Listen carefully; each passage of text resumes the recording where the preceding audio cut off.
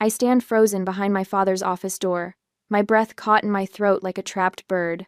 The familiar sense of pine and cedar that usually comfort me now turn my stomach as his words filter through the crack. Transfer 25% of the shares to Vanessa. We need to finalize this in 6 weeks, before Cecily's birthday. My father's voice carries the same authoritative tone he uses during board meetings. Confident, unyielding. The voice of a man who expects no resistance. And you're certain the original can't be contested? The attorney's question makes my blood run cold. Old man Armstrong made it conditional, but we've documented everything.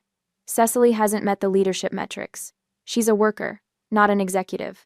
The blood drains from my face so quickly I have to grip the doorframe to steady myself. My calloused fingers press against the polished wood, leaving faint smudges from the sawdust still clinging to my work clothes. Through the narrow opening, I can see my father's immaculate desk, not a paper out of place. Nothing like the organized chaos of my station downstairs. Grandfather promised me those shares. My heart pounds against my ribs, each beat a hammer strike. The room tilts slightly as I process what I'm hearing. What if she challenges it? The attorney asks. Dad laughs, the sound sharp enough to cut. Challenge what? We've kept her in operations for a reason. No leadership experience, no client relationships, no financial training. The board will see it our way. I press my palm against my chest, trying to slow my racing heart. My lungs can't seem to pull in enough air. 30% of timberline forestry, my inheritance, my birthright being stolen right from under me, handed to my sister who hasn't spent a single day on the mill floor. I back away silently. Decades of moving through forests making my retreat soundless despite the roaring in my ears. The stairs down to the sawmill feel endless. Each step carries me further from the life I thought I had secured, the future my grandfather promised. The familiar symphony of machinery greets me as I push through the double doors to the production floor. The massive bandsaw screams through a Douglas fir. The planer whines as it smooths rough boards. The conveyors rumble under the weight of fresh timber. Sounds that once represented my heritage now feel hollow, mocking. I nod mechanically to Miguel at the sorting station as I pass, unable to form words. He's worked here 30 years longer than I've been alive and can grade lumber by touch alone. The employees respect me. They know I understand every inch of this operation. But upstairs, where decisions are made, my expertise means nothing.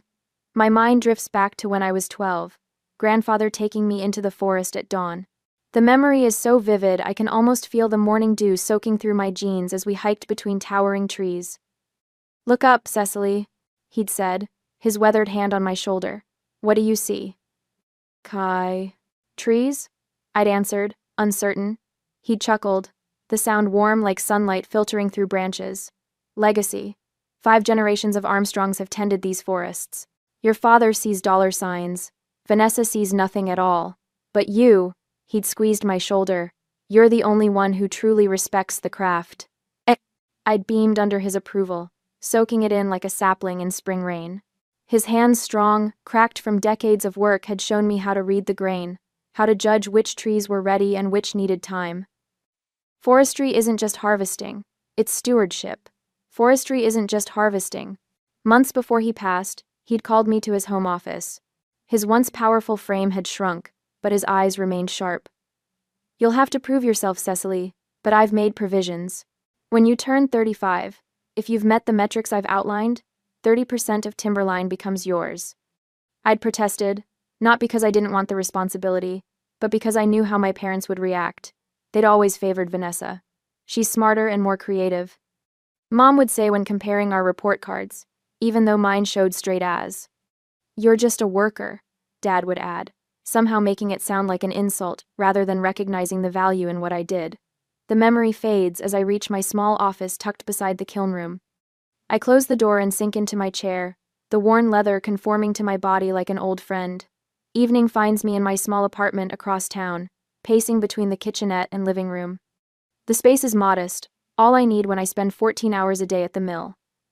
I pull out the keepsake box from under my bed, fingers trembling slightly as I lift the lid. Beneath photographs and childhood treasures lies a sealed envelope. My grandfather's will, the copy he insisted I keep. I break the seal for the first time, scanning the legal language until I find what I'm looking for. Upon reaching 35 years of age, Provided operational efficiency metrics are maintained above industry standard for 3 consecutive years, Cecily Armstrong shall receive 30% voting shares in Timberline Forestry LLC. The words blur as tears fill my eyes. Not from sadness, but from a fury that's been building for years. Every weekend worked while Vanessa traveled Europe. Every idea stolen by my father and presented as his own. Every achievement attributed to management in company newsletters. I set the paper down and straightened my shoulders. In 6 weeks, I turned 35. For 10 years, I've sacrificed everything for this company, believing my time would come. I've been silent too long, compliant too long. Not anymore. I pick up my phone and make a call I should have made years ago. It's time to fight for what's rightfully mine. That night, I don't sleep at all. I scan the ancient terminal for the 5th time tonight, squinting at the financial records from last quarter. The office building stands empty except for the security guard dozing in the lobby, and my small desk lamp casting shadows across decades-old filing cabinets. 3 a.m. is the only time I can search without someone peering over my shoulder. The spreadsheet flickers on screen as I scroll down to production efficiency reports. My fingers hover over the keyboard as my eyes catch on a familiar achievement. Increased downstream efficiency by 18% while reducing waste by 22%. My project. My blood, sweat, and weekends for 6 straight months. But there beside it, project lead, Vanessa Armstrong. A laugh bubbles up, bitter as oversteeped coffee. I take a screenshot, add it to my growing collection. Not the first lie I've uncovered tonight. Not even the 10th.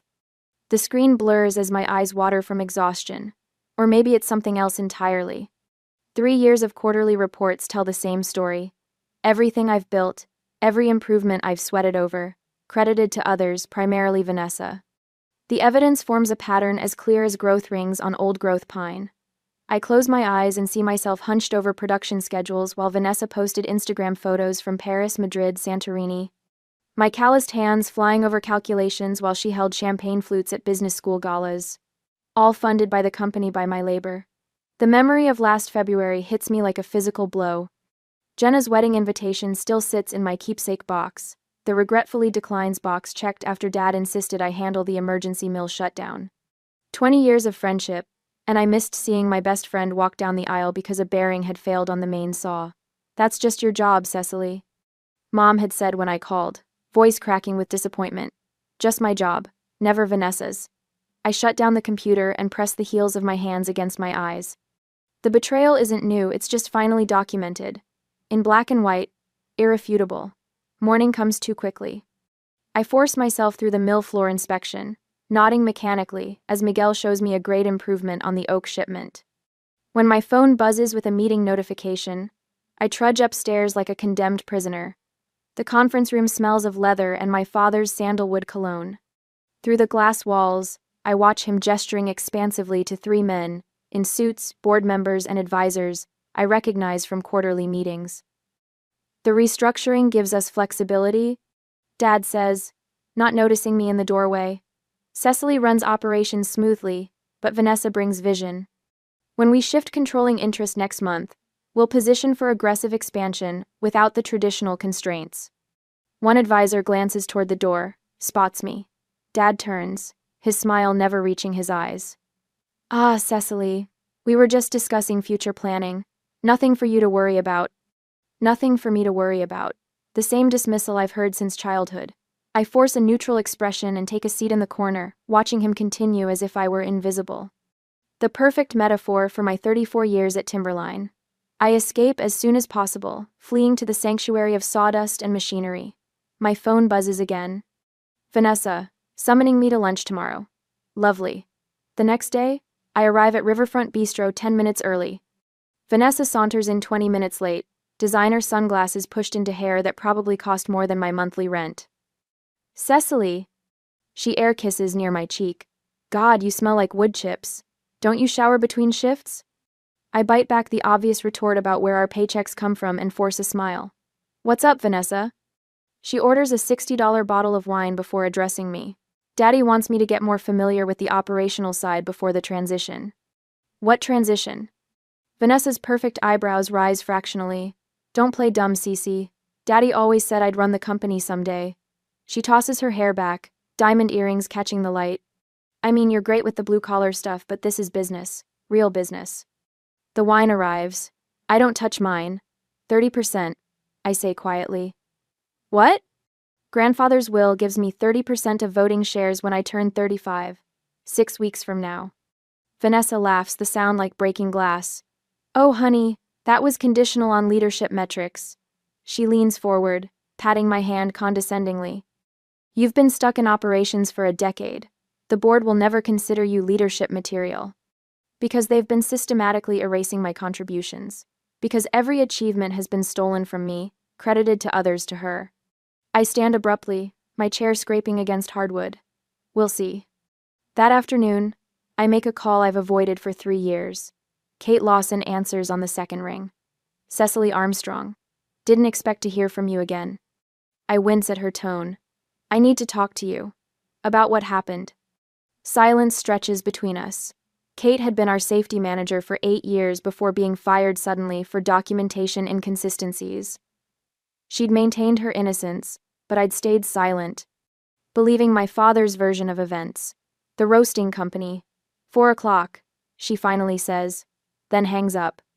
The coffee shop sits across town from Timberline property, a deliberate choice. Kate looks older than I remember, silver streaking her auburn hair. Her eyes remain sharp, assessing. Why now? She asks, as I slide into the booth. They're stealing my inheritance. Kate's laugh holds no humor. Welcome to the club. They made you take the blame for their shortcuts, you know? I'm starting to understand that. I hesitate. Kate, I'm sorry I didn't stand up for you. Water under the bridge. She studies me. What do you want from me, Cecily? I take a deep breath. Information, evidence, anything that shows what they've really been doing.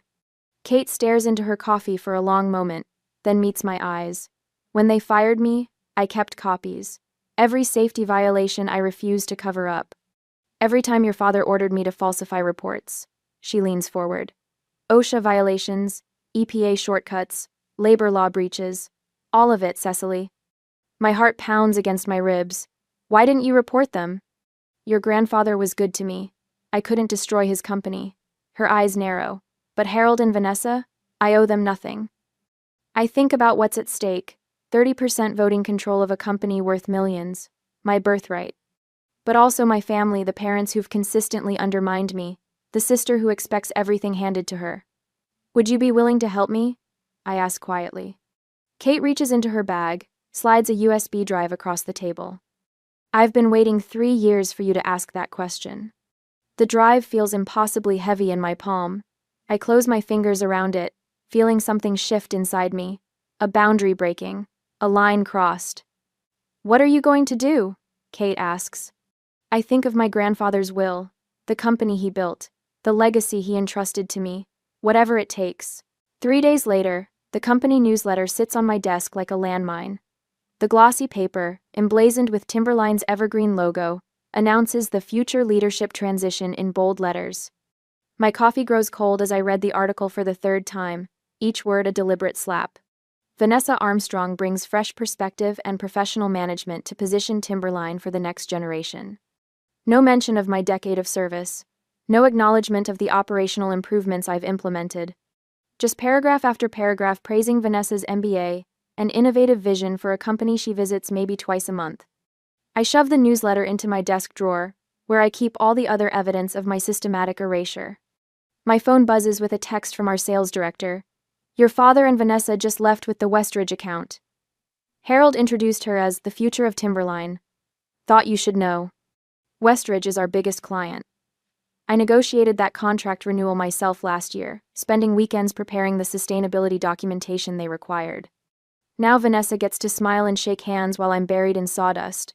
The mill whistle blares, signaling the afternoon shift change. I grab my hard hat and head to the floor, forcing my face into neutral. The workers don't need to see my anger. They have enough to worry about with the shortcuts my father insists on taking. Cecily. Miguel calls from the grading station, waving urgently. The new batch from Robert's lot is jamming the head rig.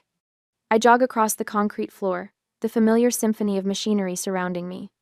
The massive bandsaw sits silent, operators standing back as Foreman Ben Johnson examines the problem. The automated feed's misaligned again. Ben says, frustration evident. Third time this week. I survey the situation, mentally calculating angles and adjustments. The moisture content's too high in this batch. The scanner's not compensating. I reach for the manual controls, fingers finding the right settings through muscle memory. We need to recalibrate for the higher density, or we'll keep getting jams. Within minutes, I've adjusted the feed rate, blade tension, and angle parameters. The saw hums back to life, smoothly processing logs that had defeated 3 men with decades of experience. Ben gives me a respectful nod. Tried calling your father about this issue last week. He said to follow the standard protocol. Standard protocol doesn't account for old-growth Douglas fir with this moisture profile. I reply, wiping sawdust from my arms. That's why we come to you first now, Miguel says quietly, so only I can hear. You know the wood. You respect it. His words echo my grandfather's so perfectly that my throat tightens. I manage a smile and turn away, suddenly seeing what's been invisible to me until now. These men, the heart of Timberline, they trust me. Not my father, not Vanessa, me. A strange new feeling unfurls in my chest as I walk back to my office. It's not quite confidence, something stronger. Recognition of my own worth, independent of my family's validation. The realization carries me through my mother's stilted family dinner that evening, where she fawns over Vanessa's new summer house while asking me to pass the potatoes. It shields me when Vanessa smirks and mentions, finally bringing professional management to modernize our outdated operations. What exactly do you find outdated? I ask, surprising everyone, including myself, with the direct question. Vanessa blinks, fork pausing halfway to her mouth. Well, you know, everything's so manual. We could automate more, streamline processes. Which processes specifically? My father clears his throat. Cecily, your sister has studied modern business approaches. I'm genuinely curious, I interrupt, voice steady. Which processes at the mill would you automate? What's your approach to varying moisture content in old-growth timber? How would you adjust cutting patterns to maximize yield while maintaining structural integrity? Silence falls across the dining room. Vanessa's mouth opens, then closes. My mother laughs nervously. Goodness, Cecily, this isn't a board meeting. No, I agree, setting down my napkin. It's just the future of our company. Later that night, I meet Kate at her cabin outside of town. The former safety manager was fired 3 years ago, after refusing to falsify inspection reports. My father called it restructuring. Everyone else called it what it was, retaliation. Kate's dining table disappears beneath stacks of documents as we sort through years of violations she documented before her termination. Look at this pattern, she says, pushing her reading glasses up. OSHA violations in the same areas year after year. Your father would fix just enough to pass inspection, then revert back. I trace my finger across a timeline she's created. Environmental shortcuts too. These effluent readings from the treatment pond. Exceed permitted levels by 300% during high production months, Kate finishes. I flagged every single one. And got fired for your trouble, I murmur. Your grandfather would be ashamed of what they've done, Kate says softly. He built Timberline on integrity. He taught us all that responsible forestry meant doing right by the land and the people. Tears spring to my eyes unexpectedly. He trusted me to be strong enough for this. The words hang in the air between us. For the first time, I speak aloud what I've been afraid to acknowledge. This isn't just about my inheritance. It's about honoring my grandfather's vision for Timberline. Kate reaches across the table, her hand covering mine. You don't have to fight them from the inside, you know. What do you mean? I've got 5 acres out here, room for a portable bandsaw mill, small kiln. We could start something new, something honest. And a major, I've got 5 acres out here. My heart thuds at the suggestion. You mean a partnership? Kate's eyes gleam. Armstrong and Lawson Fine Woodworking. We create custom pieces from sustainably harvested timber. I've got the land, you've got the expertise. I can't just abandon Timberline, I say, though the possibility sends an unexpected thrill through me. Not abandoning. Creating leverage. Kate sorts through another pile of documents. If you have options, you negotiate from strength. The next morning, my phone rings with an unfamiliar number. The attorney I contacted yesterday, Marcus Winters, sounds impressed as he reviews my grandfather's will. These KPIs have been met and exceeded for the past 3 years. he confirms. The operation's efficiency metrics, sustainability benchmarks, employee retention rates, you've hit every target. The shares are legally yours, Miss Armstrong. I grip the phone tighter. My father claims I haven't met the leadership requirements. The will doesn't specify leadership in the way they're interpreting it, Marcus explains. It requires operational leadership, which you've clearly demonstrated. Your grandfather was quite specific about measuring outcomes, not titles. After the call, I drive out to my grandfather's favorite stand of old-growth forest. The ancient trees tower overhead, their massive trunks wider than my car. This parcel, which he refused to harvest, stands as his monument.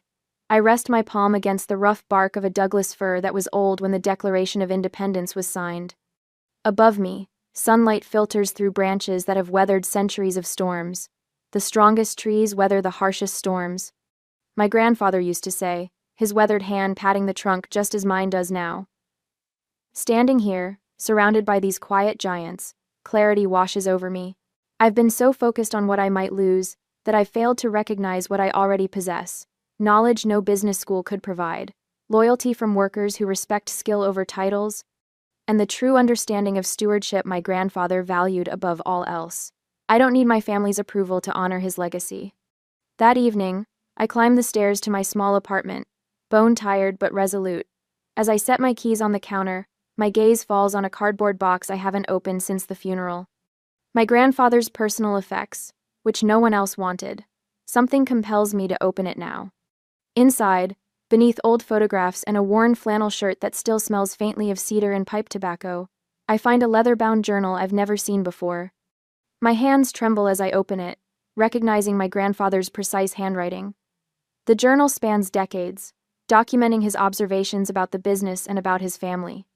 Page after page reveals his concerns about my father's shortcuts, his disappointment in Vanessa's disinterest in the craft, his growing certainty that I alone understood what Timberline should be. The final entry, dated just weeks before his death, reads, "Cecily alone has the wisdom to steward this legacy.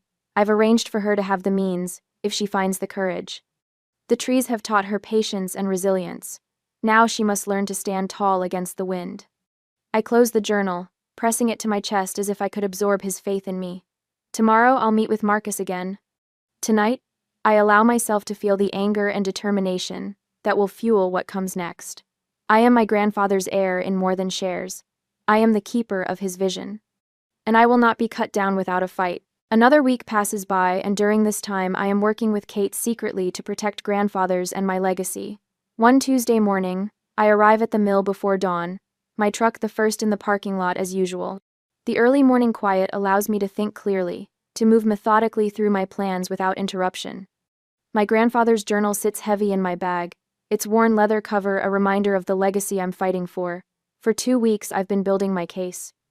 Every violation, every stolen idea, every manipulation, all meticulously documented in folders color-coded by severity. Red for safety violations that could shut us down. Blue for labor issues that would trigger investigations. Green for the environmental shortcuts that would horrify our sustainability-conscious clients. Kate's voice echoes in my head as I unlock my office. "They've underestimated you for years, Cecily. Use that." I spread the documents across my desk, each page a weapon in my arsenal. The attorney confirmed yesterday what I already knew: my performance metrics have exceeded the requirements in grandfather's will for 3 consecutive years. Those shares are legally mine. My phone buzzes with a text from Kate. "Got the final inspection reports. Meeting at 4?" I type back quickly. "Perfect." Bringing the contract comparisons. Our side business, Armstrong and Lawson Fine Woodworking, has become more than just a safety net. It's become a statement of independence, a declaration that my skills have value beyond these walls. The mill roars to life around me as workers arrive. Miguel knocks on my doorframe, his weathered face serious.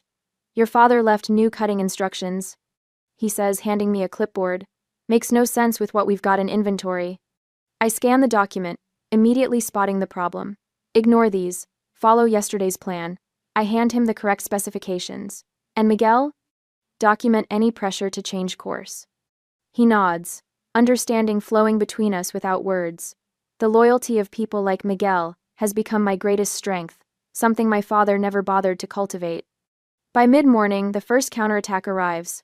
Dad strides onto the production floor, Vanessa trailing behind in inappropriate heels that click against the concrete. She's dressed for a boardroom, not a sawmill, in a tailored suit that probably cost more than my monthly rent. "Cecily, I need you to turn over operations to Vanessa for the Westlake contract," Dad announces, loud enough for nearby workers to hear. "She'll be handling client relations moving forward." The machines seem to quiet, workers pausing to watch this power play unfold. I notice 3 of them subtly positioning themselves closer, witnesses to whatever happens next. "The Westlake specs require custom cutting patterns." I respond calmly. "I've already programmed the sequence." Vanessa's smile tightens. "I've been briefed on the requirements. Dad thinks it's time I handle more operational oversight." Before I can respond, my phone rings. Westlake's purchasing manager, right on cue. "This is Cecily," I answer, maintaining eye contact with my father. "Cecily, thank goodness," comes Jim Westlake's booming voice, loud enough that Dad can hear. "There's been some confusion. Someone from your office, Vanessa? Tried to discuss our order parameters. We want to be clear. We only want to work with you on this. Your expertise with our custom requirements is why we chose Timberline." I notice Dad's face tightening, the vein in his temple becoming more pronounced.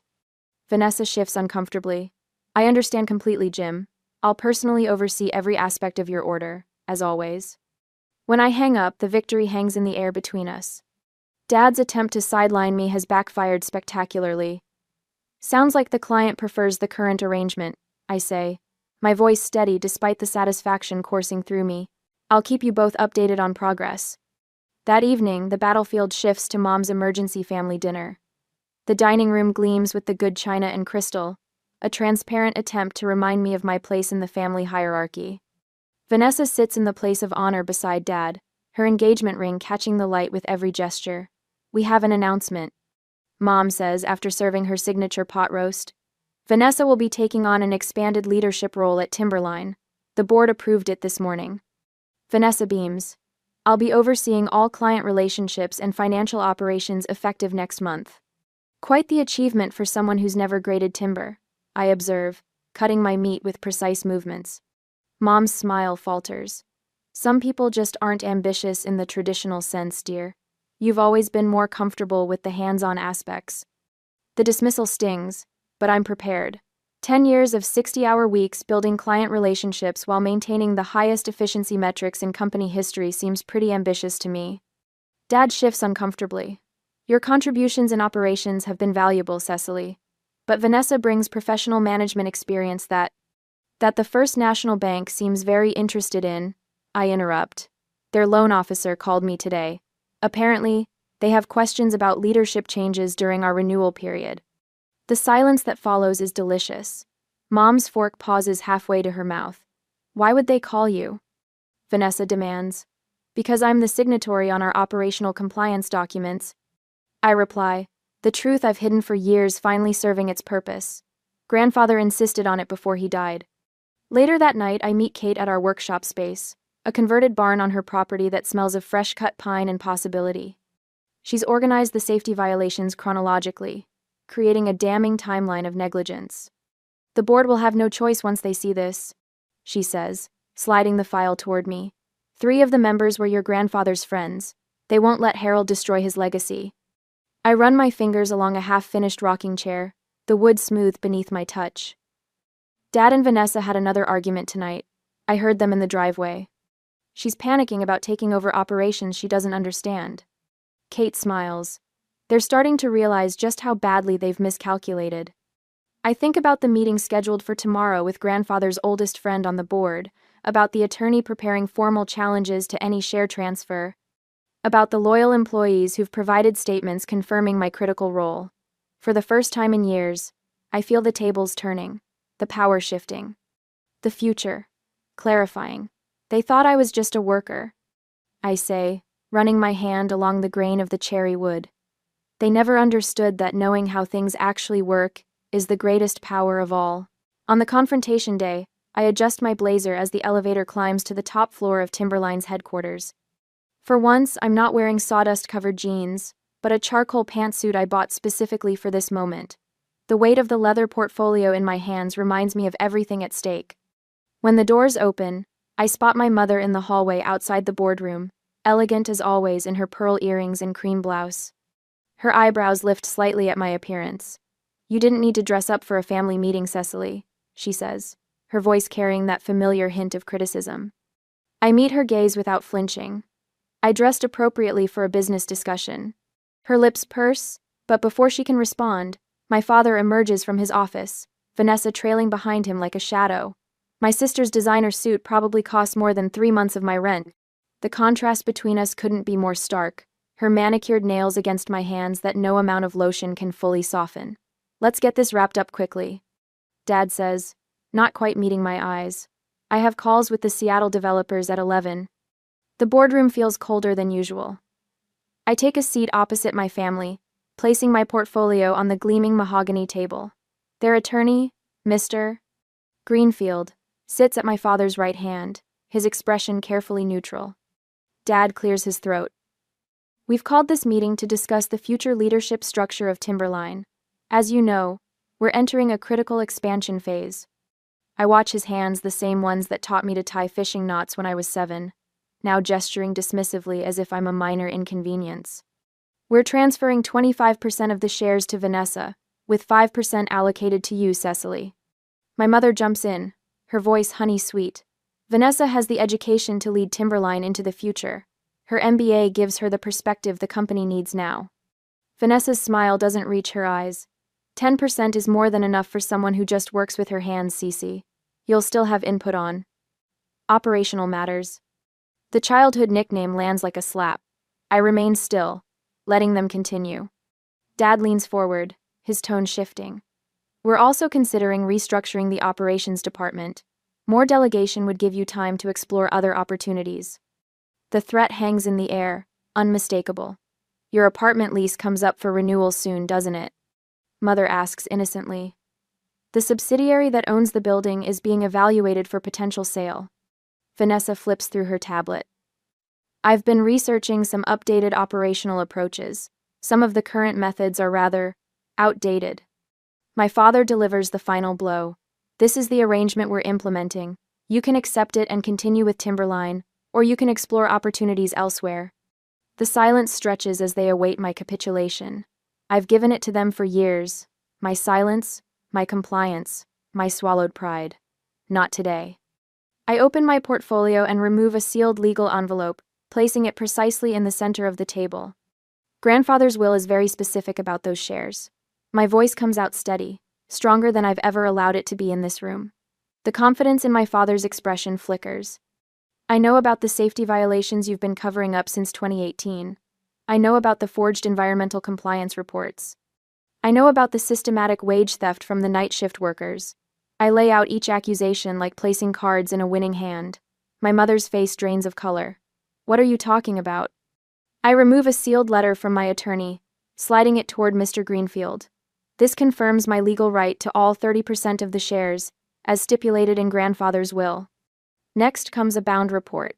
This documents that all performance KPIs have been met and exceeded for 4 consecutive years.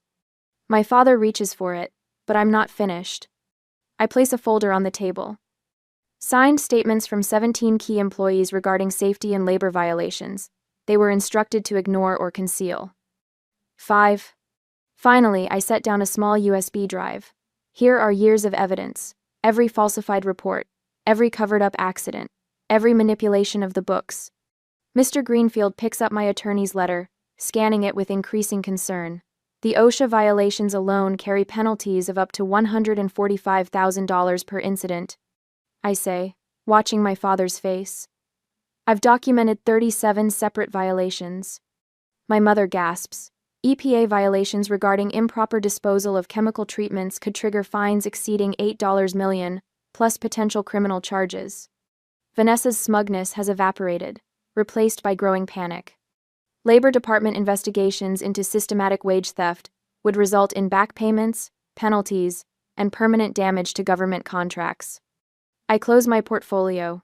My grandfather built this company with integrity. He entrusted me with preserving that legacy because he knew I was the only one who truly cared about the people who work here, not just the profit margins. My father attempts to regain control. We can discuss this reasonably. You have 48 hours to honor the will's provisions, reinstate proper safety protocols, and begin remediation of environmental issues. I interrupt, standing. Or every document goes to the authorities. You wouldn't destroy your own family's company, my mother whispers. I'm trying to save it. I meet each of their eyes in turn. From you. I turn to leave, their stunned silence more satisfying than any shouting match could be. You can't do this, Vanessa finally manages, her voice thin with shock. Mr. Greenfield clears his throat. Actually, based on these documents, she can. He turns to my father. You have no choice but to comply. I pause at the doorway, the weight of 30 years of diminishment falling away with each step. 48 hours. I repeat, and walk out, leaving the family that underestimated me to face the truth I finally had the courage to speak.